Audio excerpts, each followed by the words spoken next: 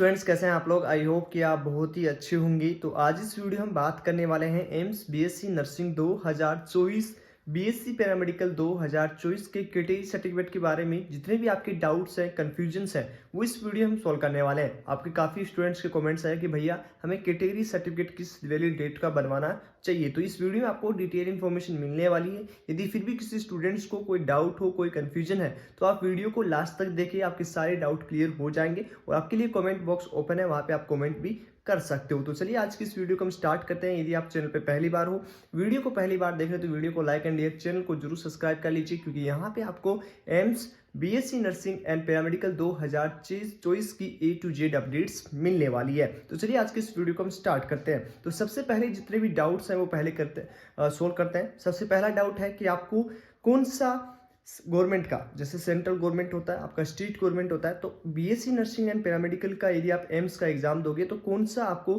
Category certificate बनवाना है, किस गवर्नमेंट का बनवाना है। तो ये अभी क्लियर करते हैं, चाहे आप किसी भी कैटेगरी से हो, जनरल के अलावा। ठीक है, जनरल के अलावा जितनी भी कैटेगरी होती है, OBC, EWS, SC and ST, सभी का आपको कैटेगरी सर्टिफिकेट की आवश्यकता होती है। ओके, उसके बाद में आता है कि सेंट्रल गवर्नमेंट का हम बनवाएं या आपको स्टेट गवर्नमेंट का बनवाना चाहिए। तो आपका AIIMS BSc nursing and paramedical में ओनली आपका सेंट्रल गवर्नमेंट का ही होता है, चाहे आप D1 लेवल पे बनाओ, एसटीएम लेवल पे बनाओ, लेकिन आपका सेंट्रल गवर्नमेंट का होना चाहिए। यदि वो सेंट्रल गवर्नमेंट का नहीं है तो आपको कैटेगरी का बेनिफिट नहीं मिल पाएगा। तो ये चीज़ क्लियर हो चुकी है कि आपको कौन से गवर्नमेंट का बनवाना है। चाहे आप किसी भी स्टेट से बिलोंग कर रहे हो, चाहे आप राजस्थान, यूपी, हरियाणा, किसी भी स्टेट से बिलोंग कर रहे हो, आंध्र प्रदेश, गुजरात, किसी भी स्टेट से हो, आपको सेंट्रल गवर्नमेंट का सर्टिफिकेट बनवाना है। ओके, ये चीज़ क्लियर हो चुका।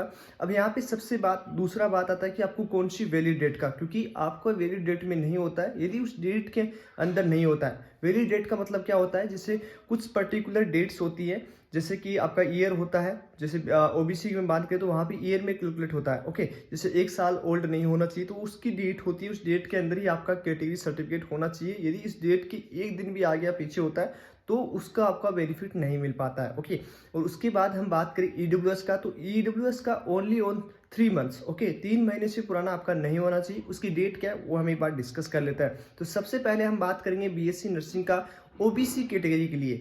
यहाँ पे मैं क्लियरली आपको ध्यान से सुनना है, हम बात कर रहे हैं ओबीसी एनसीएल के लिए। ओबीसी एनसीएल के लिए आपको 1 साल तक का भी जो है चल जाता है, सेंट्रल गवर्नमेंट का आपको बेनिफिट मिल जाता है।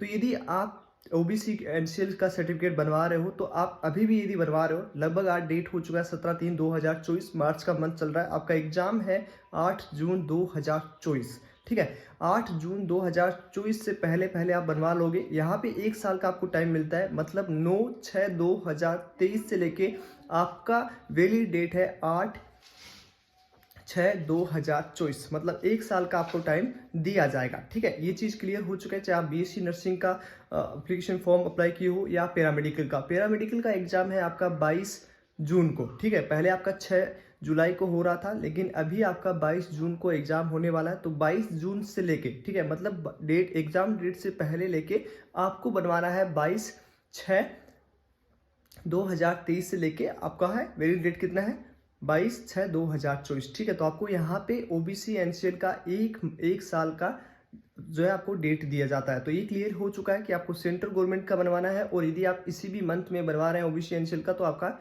वैलिड होगा। अब यहाँ पे बात आती है ईडब्ल्यूएस कैटेगरी का। यदि आप ईडब्ल्यूएस कैटेगरी का बेनिफिट लेना चाहते हैं, तो बहुत सारे स्टूडेंट 90% स्टूडेंट ये गलती करते हैं कि उनकी वैलिड डेट नहीं होता है, और उनकी वजह से उनका जनरल कैटेगरी से काउंसलिंग होता है, और वहाँ पे आपका काफ़ी इफेक्ट पड़ता है। ठीक है, तो यदि आप ईडब्ल्यूएस कैटेगरी से बिलोंग करते हो, तो आपको सेंट्रल गवर्नमेंट का ओनली आपको लगभग जो है 3 मंथ ही मिलेगा, मतलब 1 अप्रैल 2024 से आपको जो भी एग्जाम डेट है उस तक आपको उससे पहले पहले बनवा लेना है। ठीक है, तो जैसे ही आपका 1 अप्रैल स्टार्ट हो जाए, मैं यहाँ पे क्लियरली आपको बता रहा हूँ कि यदि आपका 1 तारीख, ठीक है, मैं यहाँ पे आपको नीचे डाटा भी दे दूंगा पैरामेडिकल के लिए, 1/4/2024, ठीक है, कितना 1/4/2024 से लेके आपको 22/6/2024 तक ये आपको पैरामेडिकल एग्जाम के लिए बनवा लेना है। ठीक है, यदि आप पैरामेडिकल का फॉर्म फिल किया है, तो पैरामेडिकल का जो वैलिड डेट है वो है आपका 1/4, मतलब 1 अप्रैल 2024 से लेके आपका 22/6/2024 से पहले का होना चाहिए। और वहीं हम बात करें बीएससी नर्सिंग के लिए, तो बीएससी नर्सिंग के लिए 1/4/2024 से लेके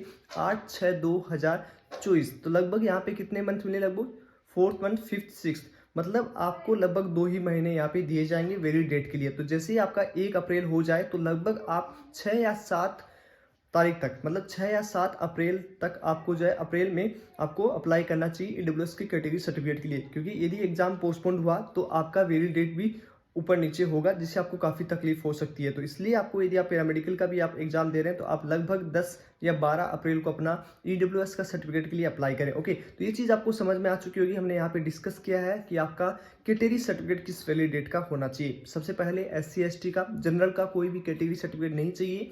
OBC का हमने बात कर लिया और उसके बाद ईडब्ल्यूएस का बात कर लिया। SC ST का मैं फिर से रिपीट कर रहा हूँ, आपको कोई भी वैलिड डेट का सर्टिफिकेट नहीं चाहिए। आपका सिर्फ सेंट्रल गवर्नमेंट का होना चाहिए, चाहे आप किसी भी स्टेट से बिलोंग कर रहे हो, चाहे आप गुजरात, महाराष्ट्र, किसी भी स्टेट से कर रहे हो। यदि आप OBC से बिलोंग कर रहे हो तो OBC से आपको 1 साल पुराना, मतलब जो 8 जून का आपका एग्जाम होना है उससे 1 साल पहले के बीच में आपका किसी भी डेट का होगा तो वो वैलिड होगा।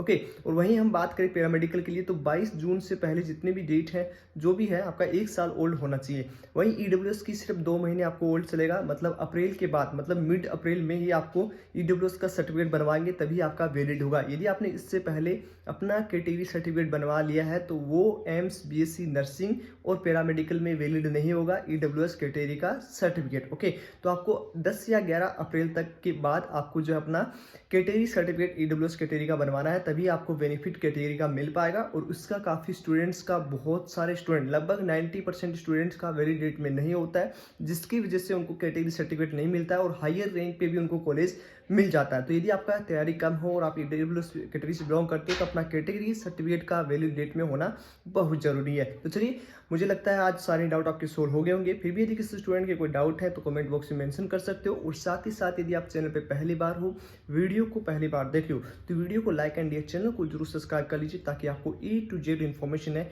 सबसे पहले मिले। और साथ ही साथ आप टेलीग्राम, इंस्टाग्राम और अपना व्हाट्सएप ग्रुप भी ज्वाइन कर सकते हो, जिसकी लिंक आपको हमारे डिस्क्रिप्शन में मिल जाएगा। तो चलिए, आज इस वीडियो में इतना ही, मिलते हैं आपसे नेक्स्ट वीडियो में। तब तक के लिए बाय बाय, टेक केयर।